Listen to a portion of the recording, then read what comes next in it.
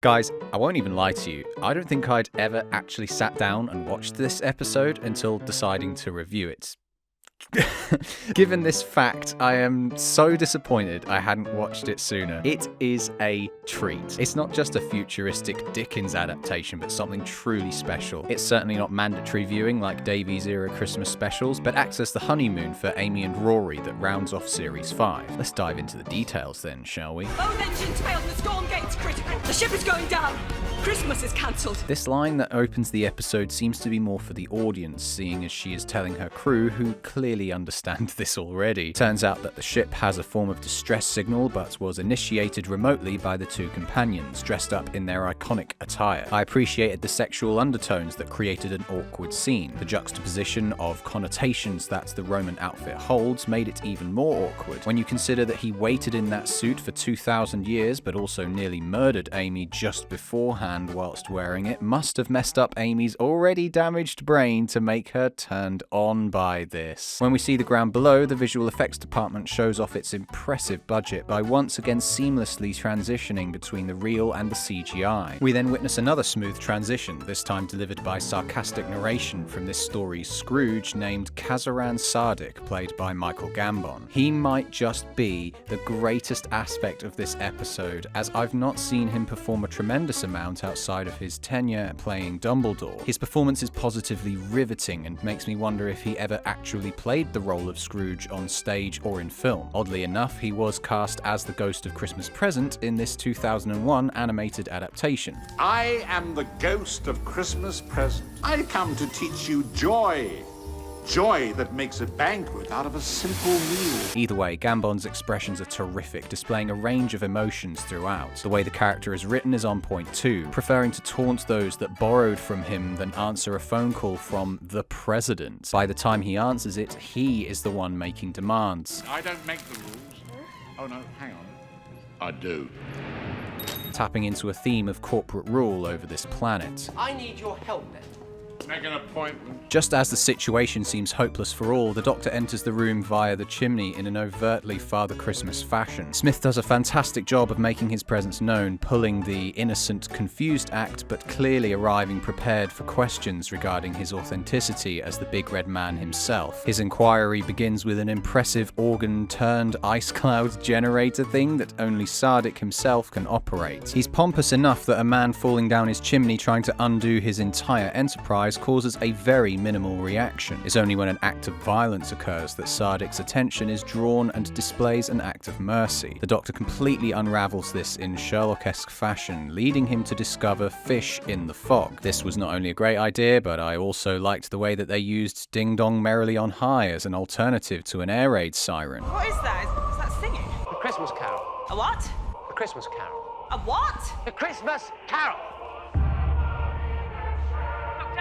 This in turn inspires the Doctor to perform his timey-wimey magic and make Sardik see the error of his ways. The Doctor then returns to Sardik and we find out where the restraint to abuse came from, a lonely childhood. The Doctor is here to change that, however, and so he becomes the Ghost of Christmas Past by literally going into Sardik's past. This doesn't necessarily mean that there aren't inconsistencies with this idea though. For one thing, I really liked that the Doctor inspired Sardik to wear this bow tie we see him wearing from the very beginning. Simultaneously, with Sardik being as mature as he is, Abigail should only have 1 day left on her countdown and not 9. Accepting that the past cannot be changed and that you should change yourself in the present for the betterment of the future was what Dickens was getting at. With a bit of Moffat-y time travel cheating though, this allows for a science fiction adaptation to take place with great satisfaction and various little annoyances like this one. Your past is going to change. That means your memories will change too. Bit scary, but you'll get the hang of it. I much prefer the idea that Sardik repressed his memories instead of having them changed at the episode's insistence. Having a flash flood of memories regarding love and joy and fondness for fish is better than them being created by the Doctor. Then again, we might have a very straightforward adaptation of A Christmas Carol and not a Doctor Who episode. In the spirit of Christmas though, I'll talk about something this episode excels at: humour. I wouldn't bother calling your servants, they quit.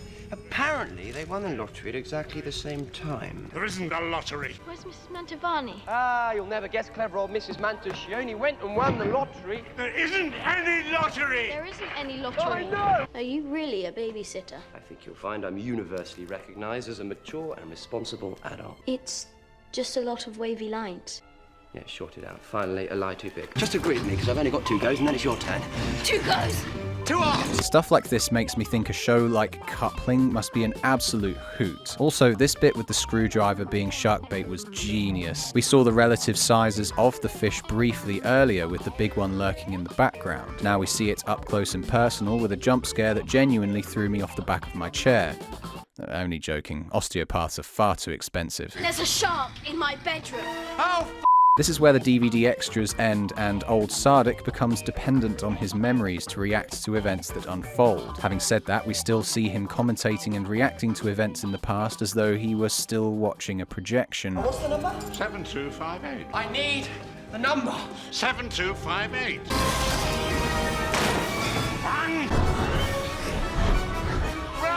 Back to the shark, I really liked the way that the Doctor couldn't cheat out of this insane situation he finds himself in. The pair might have kept both their arms, but the screwdriver itself is bitten in 2. They then enter the vault containing all those citizens of the surplus population. I loved that bootstrap paradox moment with Sardik giving himself the password in the past, but also this whole concept of people being essentially held hostage in exchange for a loan. I bet people in 2022 would sell their own family members to pay off their debts. Having said that, I appreciated the way they set up these people as willing to leave their families to prevent poverty, an honourable move instead of it being done out of malice. If I had a sister, I'd sell her in a second. The pair then begin a tradition of letting Abigail out for a few trips in the TARDIS every Christmas Eve. The credit goes to the writing here, as the whole time this first half of the episode was going, and as we moved into the second, I kept having the same thought. Like a true Doctor who is worth their salt, he is treating the cause, not the symptoms. He could have just flown the TARDIS into the heart of the storm and just piled everybody on board the TARDIS, but he didn't.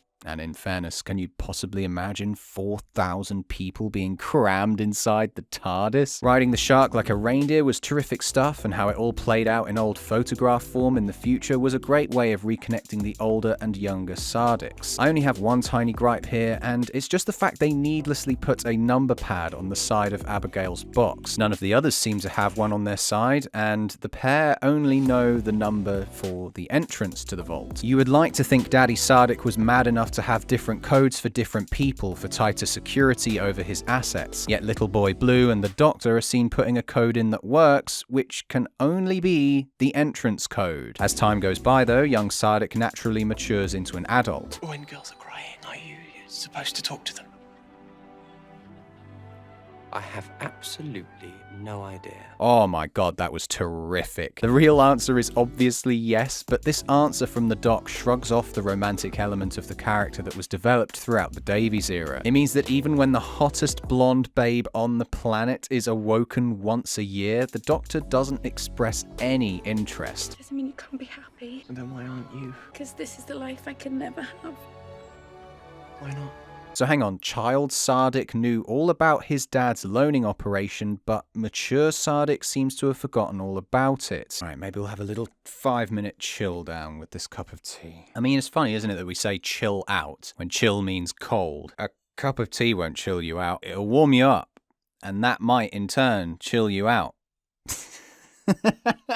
Like a great party that will sadly and inevitably come to an end, these negative emotions begin to set in as we know the ticking countdown on Abigail's box will eventually hit 0. Alongside this, young Sardik's insistence that these Christmas outings come to an end leaves the Doctor saddened, as though the baby has outgrown the babysitter. The final segment sees us firmly rooted in the present, with Amy appearing literally as the ghost of Christmas present. Instead of Sardik being changed significantly though, he now has a second adult which he blames for his life being altered. It's all very magical and a good means of getting Sardik to face himself in the reflection of Abigail's box. The fact the passengers were told to sing Christmas songs to fill them with hope works on 2 levels as well. The harmonies resonate in the ice crystals, that's why the fish like it. He thought that maybe it would stabilise the ship, but it isn't working. Why are they still singing then? Because we haven't told them.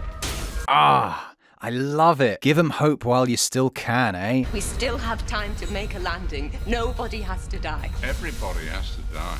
Not tonight. Tonight's as good as any other night. Oh, what a delivery. What great lighting. What a great climax to the episode. Sorry.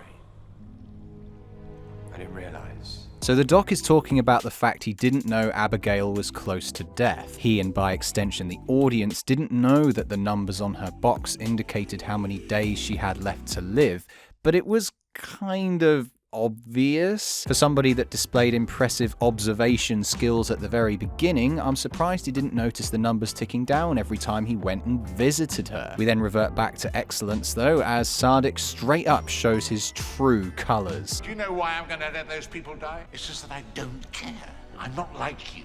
I don't even want to be like you. I don't and never ever will care. A Christmas Carol has this fantastic ability to show just how rigid and set in their ways human beings are. The older we get, the worse this rigidity becomes. As though the Doctor hadn't been playing with enough fire this episode, having both Sardiks face each other and even touch and hold each other was frankly amazing, if a little inconsistent with the canon. What they're going for with this moment, though, is the ultimate way of making Sardik see himself. He might reflect somewhat in the reflection of glass on Abigail's box, but he probably sees himself in the mirror when he combs his hair each morning. It doesn't do shit. Making him see that he has become his father is what bites the most. This moment is performed stunningly and filled me with shivers. Just when we thought everything was sorted, though, we find that the Doctor had meddled with Sardik's past so significantly that the machine no longer recognizes him as its master. It's another one of these timey-wimey things that seems to have an obvious answer.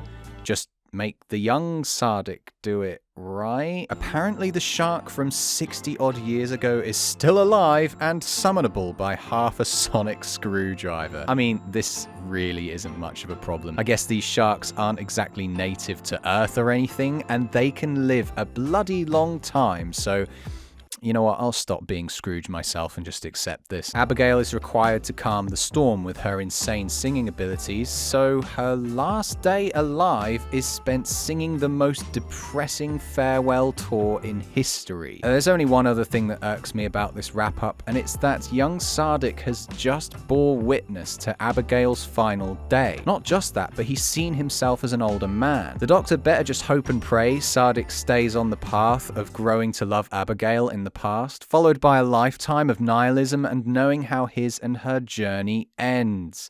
Anyway, fake snow bothers me and shark reindeer are cool. Let's wrap this up.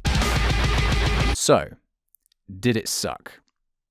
Nah, this episode is fucking sick. Flawed though it may be, I might just say this is the best Christmas special penned by Moffat. This might change after I revisit Capaldi's era, but for the time being, let's just appreciate how enjoyable this episode was. The acting, first and foremost by the two leads, sticks the brilliantly flawed script together. The visual effects are really impressive for the time, and the humor is on point too. There are so many memorable sequences and lines that the writing delivers though. Just a few minor changes and I'd be celebrating it even more. I give A Christmas Carol an 8 out of 10.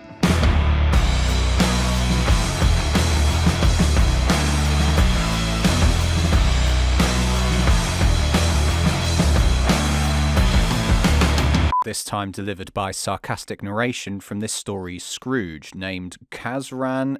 Oh, fuck's sake.